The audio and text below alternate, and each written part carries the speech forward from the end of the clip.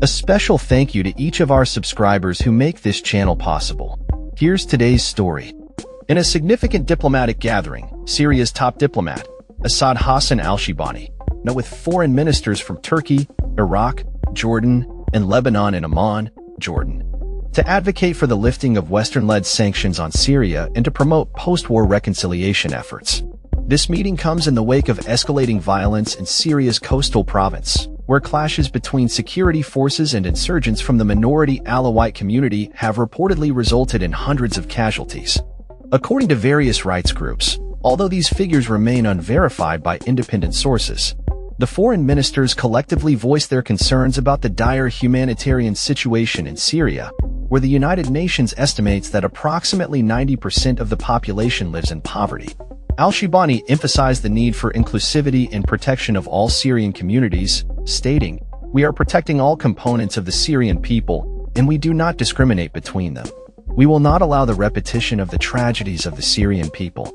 Despite these appeals, the United States and European nations have been reticent to lift sanctions, insisting that a clear political transition towards democracy that includes Syria's diverse minorities and civil society must precede any economic relief. The ongoing conflict, which has persisted for over 13 years, has left the nation in ruins and in desperate need of financial aid for rebuilding efforts. The newly appointed Islamist authorities in Syria, led by interim President Ahmad al-Shara, faced the daunting task of convincing the international community to ease sanctions. They also aim to reconcile with various ethnic groups, including the Kurds in the northeast and the Druze in the south, to restore state authority throughout the country. The foreign ministers expressed their fears that Syria's crumbling economy and internal strife could spill over and destabilize the neighboring countries.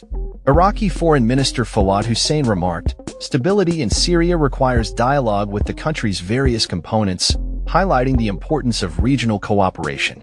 The meeting also addressed the issue of foreign interventions in the region, particularly criticizing recent Israeli military operations in southern Syria, which included the seizure of a UN buffer zone separating Syria from the Israeli-occupied Golan Heights. This situation has raised concerns among the ministers about the implications of such actions on regional stability. Turkish Foreign Minister Hakan Fidan described the meeting as historic and called for collaborative efforts to reduce tensions in Syria. He underscored the necessity of combating extremist groups, notably the Islamic State and the outlawed Kurdistan Workers' Party, PKK, stating, "This is a regional problem.